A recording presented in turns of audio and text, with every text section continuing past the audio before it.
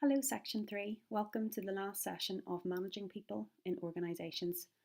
Today, Group D will talk about our HR strategy for Burger King on staff retention. Burger King is an American company founded in 1953. In 2010, it was acquired by 3G Capital, a global multi-million-dollar investment firm focused on long-term value creation. Today, it's headquartered in Miami, Florida, and is the second largest fast food burger chain in the world. There are 16,000 Burger King restaurants globally, and 15,950 of these are owned by franchisees. 50 are owned by the corporation.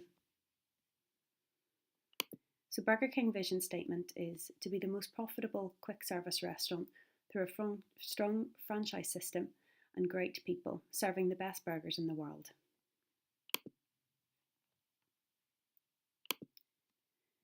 The main features of the organisational structure of Burger King are global centralisation that maintains a core management team and makes the most of the major decisions for the global organisation. Secondly, functional groups that perform basic business functions like human resources management, legal and IT. Geographic divisions that allow, react and adapt to local trends. Labour force breakdown. Most of the staff, 90%, work in the front lines as cooks and counter service, referred to as team members, and only 2.2% of fast food jobs are managerial positions. So each restaurant has 30 employees. The organisational chart is divided at restaurant level as follows. One restaurant general manager, one team assistant manager, hourly shift coordinators and team members. So they're hourly wage employees, while the RGM is monthly salary basis. As of 2015, 70% of fast food employees are older than 20 years old, typically around 29 years old, with a high school diploma. An overview from the Washington Post referencing labour data showed that 1/3 had some college education, and many were single parents raising children on typical wages of $9 per hour. Due to part-time and seasonal work in this industry, annual wages can be as low as $13,000 per year. The article also stated that 87% of typical fast food workers lack health benefits, compared to approximately 40% of the workforce in the USA. Because these families often live below the poverty line and require government assistance, in addition to their wage, government may inadvertently be subsidising the fast food industry.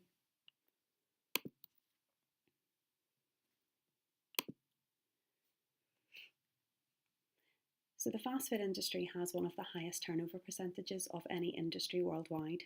Although Burger King is successful at attracting people, the current staff turnover rate is around 110% among restaurant members, reaching the peak of 210% in 2008.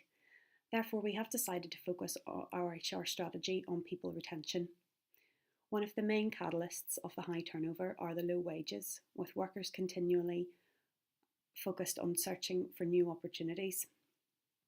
In addition, it's demonstrated that turnover trends to boost when industry grows and the economy expands, because people are more willing to take risks to find better jobs. On this scenario, continually losing workers can be financially unsustainable for the organisation, as HR departments become burdened with excessive hiring, caring and retaining of the staff.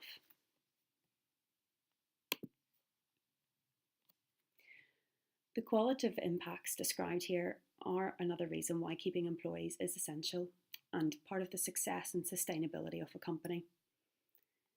It's hard to build teamwork between employees or relationships with management and customers if workers are short-term only.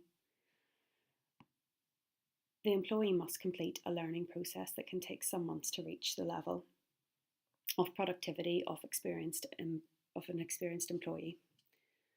So corporate alignment, workers who are short-term or temporary may not feel identified with the company, causing a lack of motivation and instability.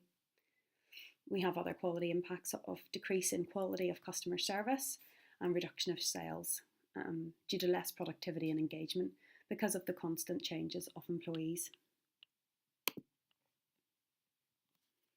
Some of the associated costs to recruit, train, and achieve competency per new hire are illustrated in the figure, with an average total cost of $5,864 per employee, where 20% corresponds to recruiting and 52% to productivity losses.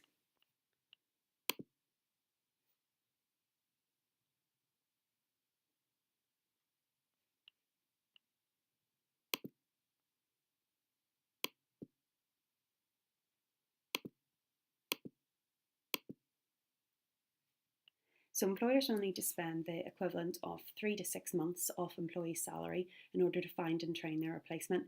By doing the math, it means that an employee salaried at $24,000 will cost the company anywhere from $6,000 to $12,000 to hire and train a replacement.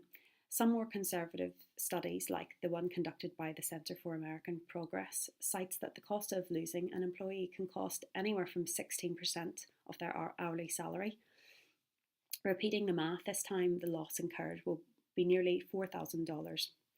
In a particular case of our industry, for a 25 staff restaurant operation, the estimated annual cost can reach $155,000. And considering a turnover cost per employee of $6,200. So with a 25% annual turnover reduction, the company could potentially save $38,750 per annum per restaurant.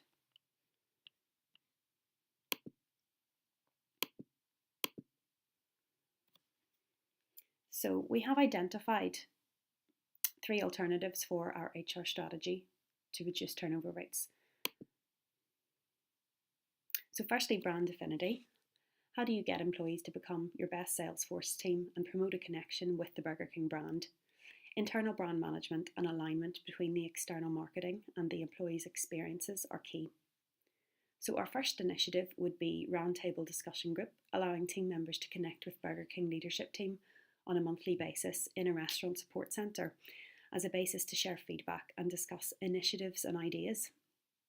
The second would be brand affinity reinforced, so visions and values emphasised in all meetings and embedded in training modules. So Burger King can work on building a lifestyle around the brand, and employees can be proud and act as ambassadors. The third would be Whopper Worker of the Month, so a special recognition to one crew member of each restaurant per month that displays excellent performance, attitude and time management, and sharing this story among crew members as an example to encourage others to follow their behaviour. Our next alternative would be compensation. So fast food pay in the United States is typically a low paying job with ununionised workers compared with other countries like New Zealand. The first initiative we propose would be hourly wage rate increase. Currently, Burger King crew members are paid an average hourly rate of $8.35. We propose that they have monthly performance reviews in which the hourly rate can be increased after 1 year with the company, and additionally we propose an hourly increase for night shifts. The second initiative is team performance bonus structure. Review monthly and quarterly bonus plans for crew members by integrating technology at store counterpoints for customers to review the quality and speed of the service, and on a 5-star system, teams can be rewarded points and a bonus per month if they reach their targets. And the third alternative would be internal training. So firstly, by enhancing internal training, the training should emphasise BK culture with a focus on customer service excellence and high productivity. Secondly, new hire orientation. So we propose to renovate onboarding training based on a construction of a 50-point psychometric survey with attitudes and attributes of Burger King star performance and predicting who is most likely to succeed. The third initiative would be a coaching masterclass. Representative from the corporate leadership team can conduct coaching sessions taking place bi-monthly with employees who have applied to the sessions, and they'll focus on different topics such as operations, marketing, development, supply chain, etc.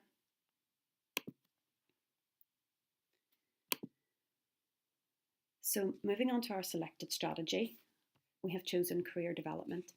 So there are a number of successful business models that Burger King can adapt to emulate. One quick service restaurant that's keeping their turnover approximately 1/3 of standard industry rates is PAL's Sudden Service, which relies extensively on staff training. Another interesting programme is that of Starbucks. They have a tuition reimbursement programme, financing up to $5,250, and a dedicated advisor for them to take online courses, specifically with Arizona State University. So we've hybridised PAL's and Starbucks' approach to match our knowledge of Burger King's workforce demographics and customer base. So we propose a development plan to increase. The development plan will consist of a tuition reimbursement of $5,000 for selected employees, and it would be implemented with an initial pilot programme of 120 eligible Burger King employees during the initial year. By the beginning, the pilot programme with the company-owned restaurants in Miami, we can partner with Miami-Dade Community College, which offers a wide range of affordable programs for eligible employees of Burger King. There are also a number of courses from Florida International University. So the BK external training would be aimed at team members' roles where the highest turnover has been found in comparison with managerial positions. To be eligible, a team member must have spent at least 12 consecutive months with the company, with zero progressive discipline action within the last 6 months. Also a letter of personal motivation and adequate performance-driven evaluation. In looking back at BK's corporate values, we find that the idea of a training programme is very much aligned with Burger King's corporate values, particularly meritocratic and performance-driven, bold and empowered and accountable.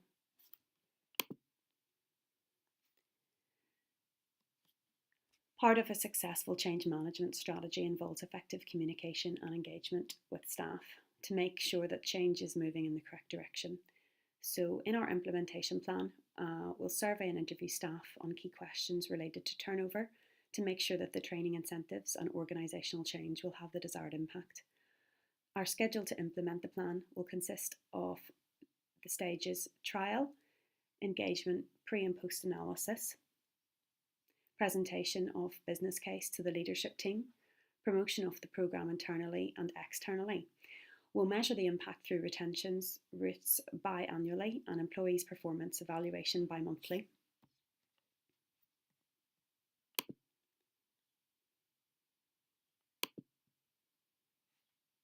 So in conclusion, our career development plan offers the employees of Burger King the opportunity to obtain a $5,000 sponsorship to cover their tuition costs, representing a competitive benefit when compared with other companies in the fast food industry. In addition, from a financial point of view, this programme will not have a negative impact, since cost per employee will be lower than the average turnover costs of $6,200. This plan represents a potential turnover cost saving of 27% and a reduction of 18% of the turnover rate, aiming to reduce the current turnover rate from 110% to 92% by enrolling 20% of the potential applicants in the programme, the population younger than 30 years old. All in all, this potential saving does not consider the indirect positive impact from an increasing productivity, engagement and loyalty from the selected employees. Thank you for your attention, guys, and have a great week.